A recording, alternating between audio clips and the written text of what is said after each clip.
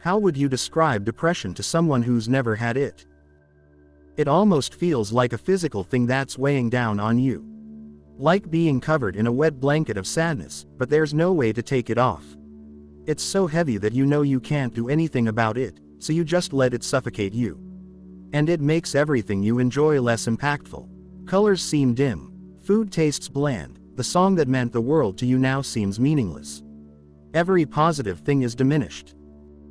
This is so accurate. It feels physically heavy. I remember feeling like my body weighed 1,000 pounds, and when I had to walk somewhere I moved so much slower than normal. Then it piles on. That phone call you let ring to voicemail from your mom cause you didn't feel like talking, makes you fall even deeper. You say I'll call her tomorrow. Tomorrow comes, but you can't muster up the energy to call. Then you think, why even bother her? I don't have nothing going on, nothing interesting to talk about. Then you just fall a little bit deeper. All friends alienated, barely talk to your roommates, only come out at night to make something to eat. I always say I don't want to change myself with pills, but I hate my current self, so why am I so resistant for help? The first time I took antidepressants the affect was almost immediate, and I thought, why have I fought this for so long?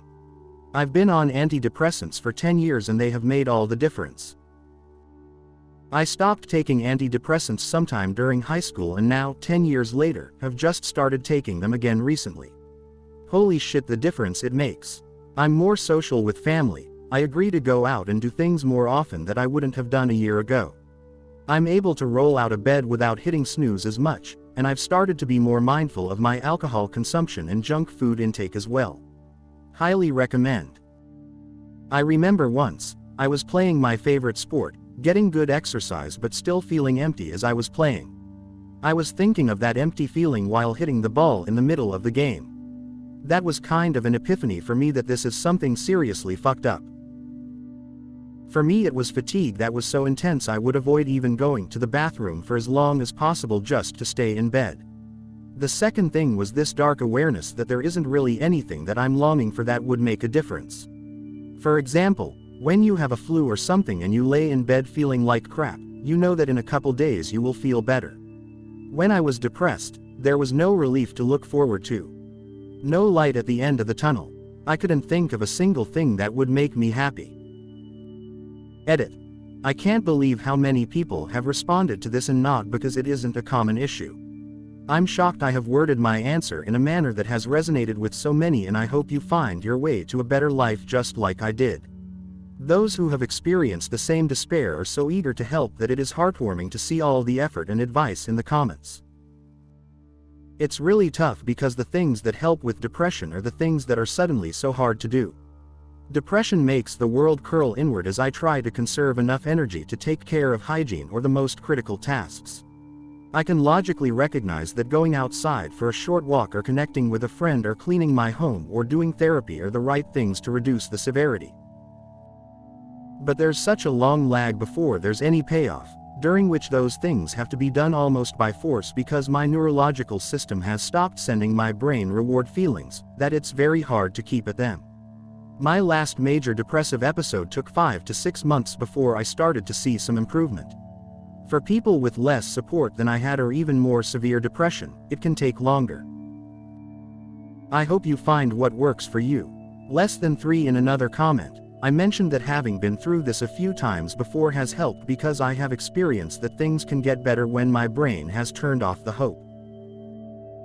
K.C. Davis's book How to Keep House When You're Drowning really helped me. She focuses on care tasks, not just chores. And the book is designed to be digestible for neurodivergent people, not as an arduous depression tome. She tells us that anything worth doing is worth doing half-assed. It helped me feel like it was okay to lower the bar for a lot of things while trying to get better. Edit. I also love that K.C. Davis removes the moral component of struggling to do care tasks. Guilt and shame have been aggravating factors when I struggle. Please, tell us how you managed to even take a first step, or what otherwise began that led to you being able to see as much as a pinpoint of light. Not op. But I've had similar episodes. The worst one I managed to crawl out of by getting really into romance novels.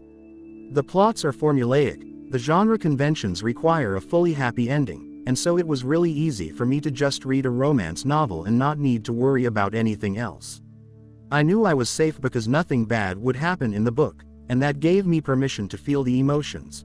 Started reading romance novel blogs looking for new books to read, which turned into coming up with an idea for a novel I wanted to write and needing to apply myself to doing historical research and outlining it ahead of NaNoWriMo, and by the end of November I was feeling about as good as I ever did before I was being medicated. I haven't read a romance novel in years, but I still have some of my favorites on the shelf in case I ever need them. And that's why I will never ever mock someone's taste in genre fiction, because romance novels might have saved my life. Not op, but have had some really dark times in life. I was tired of my negative feelings, the constant fatigue, and feeling numb. I knew I needed to do some baby steps to try and feel better. The only thing I knew would help make me laugh or smile was comedy. I got really into stand-up comedy and would just watch specials and listen to albums. It slowly started helping. The realization that life still could bring slivers of joy helped pull me out and reignite the hope in me. One thing I've always tried to remember: I've made it this far, might as well keep going. Hey, I've made it through this several times. I have severe ADHD and am in the process of probably being diagnosed with autism. Forcing myself out of bed did not mesh. What worked for me is literally taking it 5 minutes at a time. All day long. Each 5 minutes I'd keep myself busy by asking myself, what would be nice for me to do for myself right now? If I didn't have the energy or self-love to motivate me, never did, just the usual emptiness or loathing, I would say, if I was my best friend, how would I want to take care of her today? What things do I know would make this easier for her? This could be tossing your laundry in the dryer because you know you would love a warm, comfy outfit fresh from the dryer to snuggle into, or prepping a very easy snack for later when you're hungry. Just making the bed. Remind yourself that it's a love note from you, and if it doesn't feel genuine, that's because love is an action. You don't have to feel excited about helping someone out. You do it because it might possibly help. If you're inconvenienced, does that mean it's a lack of love? No, you did the thing so that it would be beneficial. Love is an act. The next day, take it 10 minutes at a time. Then 15, 30. By the end of the week, you'll be well on your way to teaching yourself self-love as a habit. Your thought patterns will follow. Give it time, little bits at a time. What's kinda cool about this is that you can harness that pesky depression memory loss, and come back to surprises left for you by yourself. That's fun sometimes. Hey, friend, this is really, really hard. But you are so strong. You obviously are, otherwise you wouldn't still be here. Depression is the absence of life. Ergo, it is literally hell. You are a trooper. Thank you for being here. Thank you for asking for help. You have no idea how much an encouragement it is to us fellow sufferers to just know that we're not alone, and to have you in our corner. I feel every word of this. Over time I was able to learn that my brain is lying to me, and that going out into nature always makes me feel better. I just need to speak up. I'm fortunate to have a great husband who I tell, I'm falling into a hole, and off we go to a running creek and some trees. That's how I get through my little depressions. My existential depression though is lifelong and never seems to leave. I've figured out that the secret to life is the meaning you put into it, so when I just can't see the meaning, things get bleak. Imagine that you get up one day, and spend that day doing one of your favorite hobbies. You get to hang out with your friends, doing things you love. There's good food and nothing bad happens that day. Heck, let's even imagine the weather is perfect. And at the end of that day, doing all of the things you love around the people you like in the best possible way, you feel average. Okay. Not awful. That's one big part of depression. It's not that you feel sad. More often, it's that the whole range of your feelings shifts downward. A normal person feels bad sometimes, feels good sometimes, and feels okay or average most of the time. Depression shifts that whole window down, so that your best day is okay, your worst feels awful, and most of the time, you're hurting. And if you're like most people, your brain is this amazing pattern matching thing with no off switch. Normally, if you feel angry or tired, you start looking for a cause. Oh, I forgot to eat breakfast. Or, I was really hoping my boss would like my proposal, and he didn't, and then things make sense.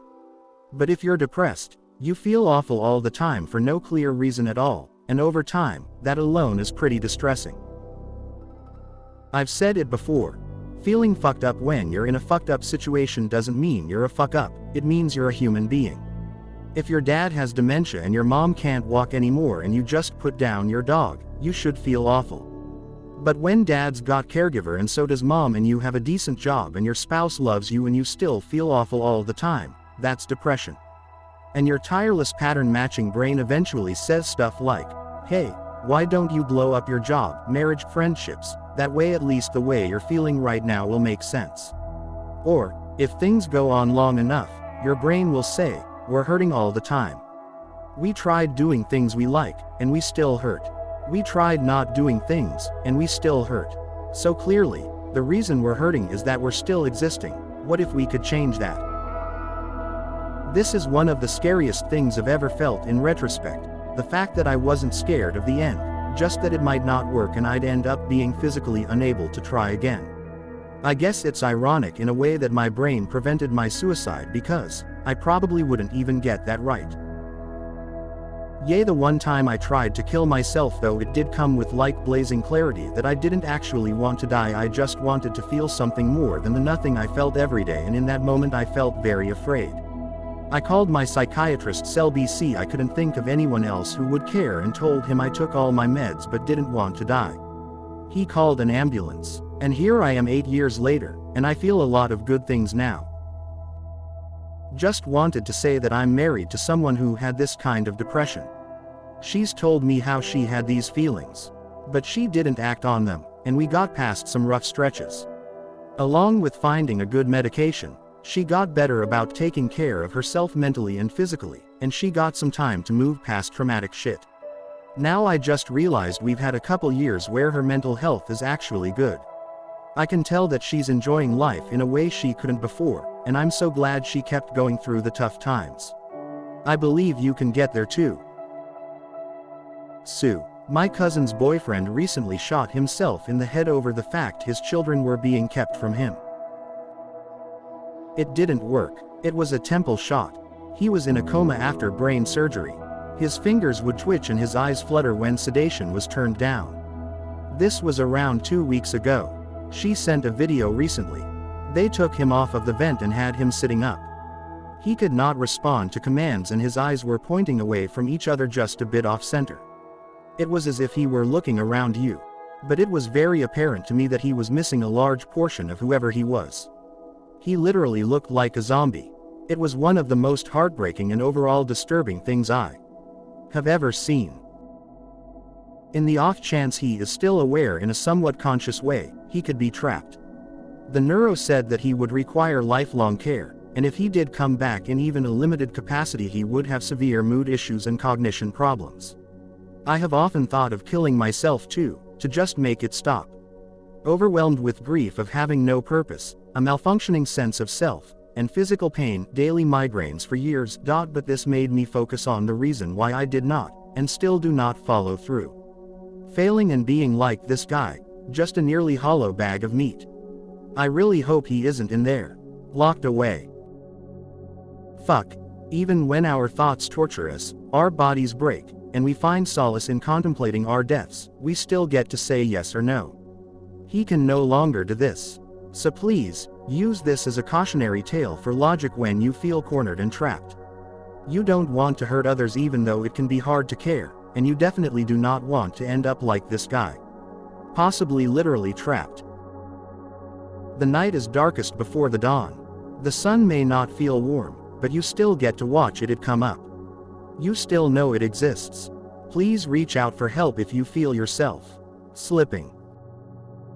That's basically the only reason I survived 3rd grade. I won't write the book, but it was emotional hell due to school staff practically, probably, physically and emotionally abusing me for behavioral issues. 3rd grade me wanted to cease existing and suffering, but thankfully even smart 3rd graders suck at coming up with ways to effectively kill themselves, it seems. Hopefully never go down those dark mental alleys again.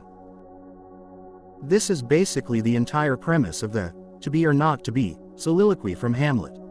When we read it in high school, I understood it immediately as him contemplating suicide and wondering if it would end his suffering or bring more suffering. Like you, I'd had that same thought. To sleep, perchance to dream, there's the rub, for what dreams may come, is Hamlet basically saying, if death is like being asleep, am I gonna have nightmares for the rest of forever? When the class discussed it, hearing how sore of the other students reacted to it just made it all so much worse. There were other students making fun of it or saying his attitude didn't make sense and he should just get over it. It reflected so well my actual experience with depression and how other people at that time reacted to it. I'll never forget that. I'm a teacher now, 21 years in. People who say kids have not changed are wrong. They are more stressed than ever, less mentally healthy than ever.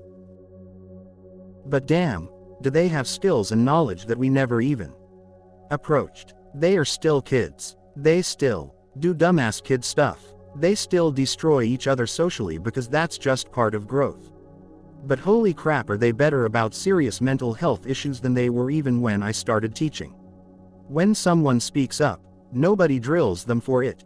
When someone is hurting or has panic attacks or has issues with being accepted at home, somebody else in the room knows it and helps. I never recall that being the case in the 80s. Like, not once. Life is passing by and you don't enjoy the movie. You see yourself moving, talking, but it is not you. You do not feel, but you remember that feelings exist. You can't sleep and you can't be awake. Windows and bridges are calling you and you have to put big effort not to follow this call. This explanation resonates with me the most. I know everyone is different, but this is close to how it feels for me. Like I'm just watching myself. I'm existing for the sake of it, following life on autopilot. Everything seems fake, in a way, and there's a part of me that even questions the point of even wanting to feel happy and normal again. During my depressive episodes, the only thing that's ever kept me hanging on was the thought of how traumatizing it would be for everyone that cares about me if they found out I took my own life. So I carry on, and eventually it always gets better. Slowly but surely, I feel more and more human again, and the enjoyment of life returns for a while. I usually have episodes that last about 2 to 3 months every other year or so. But goddamn are they intense. It's different for everyone, but for me it's being tired all the time. You have moments when maybe you feel okay, but as soon as you start something you're tired. Just so tired. Edit. For spelling. It's the same for me. It's the same feeling like when you're exhausted from sickness, or you've pulled an all-nighter. It's literally impossible to imagine completing a normal day. For me there's also a lot of shame that comes with feeling this way. I see or hear of friends, family members, coworkers etc. having normal, fun, exciting, full days and feel deep shame that I'm not always capable of that. It makes me feel like I'm lazy and bad at self-discipline, and that I'm wasting my time because I'm not forcing myself out to have fun. It's different than FOMO. I don't want to be doing whatever they're doing. I just want to be doing something so I can feel normal. I have to remind myself that those are feelings, not facts. My brain can trick me easily, but I'm not a shameful or lazy person. That's depression talking. It's chemicals talking, not objective truth. It's not like this all the time too. It comes in fits and starts. Sometimes lows are an hour, a day, a week, a month. The good periods are the same, and I'm grateful for all of them. I love the feeling of realizing I'm in a good stretch and looking around me and feeling it fully. Yeah, people think depression is just high-intensity sadness. But a huge aspect of depression is tiredness and just numbness. A simple task like throwing out the trash feels like you went to the gym in terms of tiredness, and also you begin to be less aware and forget things. Forget to take your keys, or forget appointments, forget lunch or dinner. You think let me just lie down a bit and stare at the ceiling for what you think was 5 minutes, but then you realize it's been 4 hours. The best way to describe is imagine your mind was an old PC from 1990s and you were trying to play some heavyweight game on it, and everything just starts lagging, and the screen pixels get distorted, and your mouse cursor gets stuck. But you can't just shut down and restart for everything to get back to normal. You have to continue playing the game in that mode every day. I struggled with it as a teen and thankfully in a better place now since many years. I wouldn't even describe it this way, despite it being true. People would hear it and think, I'm tired all the time too. Must not be so bad. It's more like, imagine the thing you enjoy most in life. It's no longer enjoyable. In fact, nothing is. Everything, and I mean everything, is just there. Ever been confused about what to do with your time?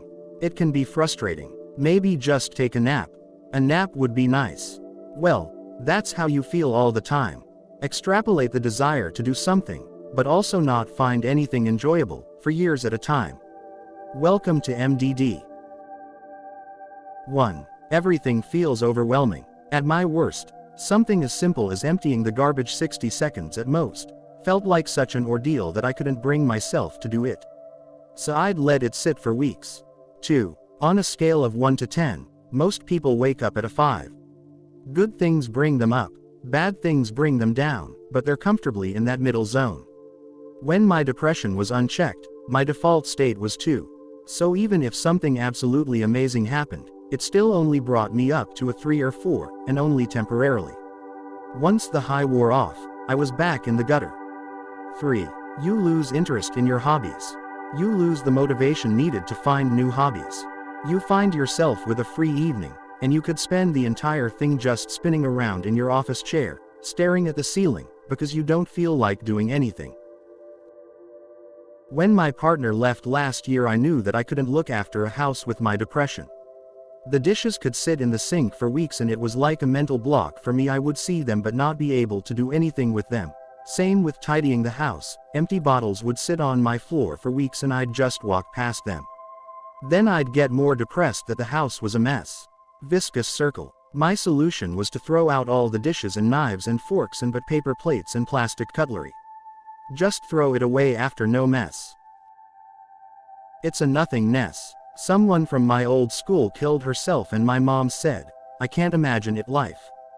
Being so dark that suicide feels like the only option. I wanted to tell her that it's not always a darkness, for some it's just nothing and sadness all the time. Just clean apathy, and sometimes fear of getting in the car and having to drive somewhere alone. It's like living someplace where it snows all the time. Some days it's only a couple of inches. It's a pain in the ass, but you still make it to work, the grocery store.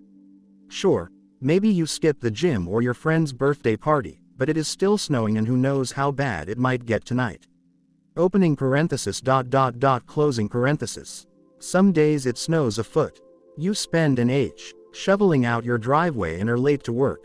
Your back and hands hurt from shoveling. You leave early because it's really coming down out there. Your boss notices. Some days it snows 4 feet. You shovel all morning but your street never gets plowed. You are not making it to work, or anywhere else for that matter. You are so sore and tired you just get back in the bed. By the time you wake up, all your shoveling has filled back in with snow. Opening parenthesis ... closing parenthesis. Some weeks it's a full-blown blizzard. When you open your door, it's to a wall of snow. The power flickers, then goes out. It's too cold to sit in the living room anymore, so you get back into bed with all your clothes on. Opening parenthesis ... closing parenthesis. The thing is, when it snows all the time, you get worn all the way down. You get tired of being cold. You get tired of hurting all the time from shoveling, but if you don't shovel on the light days, it builds up to something unmanageable on the heavy days. Opening parenthesis ... closing parenthesis. Also, the snow builds up in other areas, places you can't shovel, sometimes places you can't even see. Maybe it's on the roof. Maybe it's on the mountain behind the house.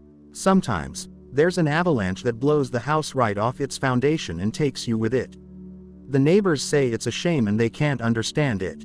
He was doing so well with his shoveling. Also, people around you all either have a service to clean their driveway or they have their own snowplows and industrial snow blowers. They totally understand it's taking you a bit longer to clear it because all you have is that rusty snow shovel. Besides, it's snowing on them too. We all have to clear snow sometimes. But the blizzard never stops. Even on good days there's enough snow to be dangerous if you're not careful, so you have to clear it. But why are you still using that rusty snow shovel? You're always shoveling snow. Why don't you just use your plow? It's much faster and easier. Are you still shoveling snow? I had mine done hours ago. Why didn't you get up earlier? Maybe if you ate better and exercised more you'd be better at shoveling. And you need to get out more. All you're doing these days is shoveling your driveway. Oh God, advice to exercise more cause it makes you so happy and energized. For son, you wouldn't be depressed if you exercised. Yeah sure, look listen, I barely get out of bed to shower, and if I manage to eventually shower and wash my hair I can't for the life of me find the energy to brush it, so I need to eventually fucking cut it. Can barely move around the house, how am I supposed to go get exercise? Go out, enjoy a walk. I haven't enjoyed anything in a long while unless it's my bed and some more sleep. Driving to the grocery store and knowing you need to buy milk and bread and getting a great parking spot but not having the energy to go in. And by energy, it feels like there is a greater gravitational force on your body that is pulling you to the core of the earth. Every step feels heavier. Moving your body is harder. No one else is suffering from this gravity issue. They are all moving normally. This is painfully obvious. So you go home. Milk and bread can wait for another day. It's like seeing life through a black and white filter while constantly feeling exhausted with everything around you. It's the utter and complete lack of hope that eventually turns to apathy. Your body hurts, and you know there is nothing physically wrong with you.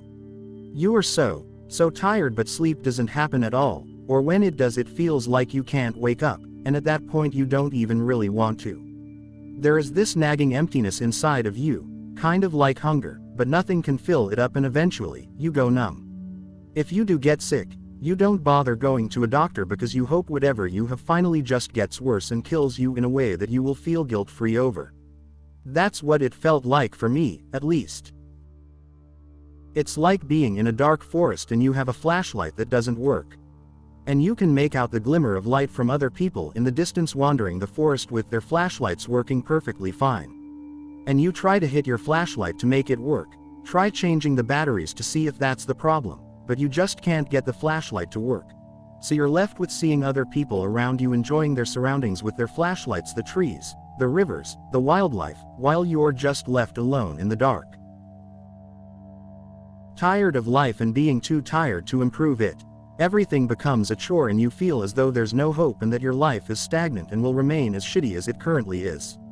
Isolation is where you feel safe and socializing becomes a chore, or you just avoid it completely. You live in your regrets and failures rather than living with them and learning from them. You let the smallest inconvenience of the day define you. Even if you cured cancer, you'll be thinking about how you came to work late that day and how much an inconvenience you are. Having a constant liar in your head that's telling you you're shit, you're a burden, you're stressing people out, people are disappointed in you, etc., etc., etc. At least that's it for me. Sometimes less prevalent than other times. Therapy has helped me a lot with managing symptoms, but when I go into a depressive wave, that liar is shouting. Cilantro tastes like soap to me. I wonder what it actually tastes like. That's akin to how I wonder how people without depression feel. I'd never know.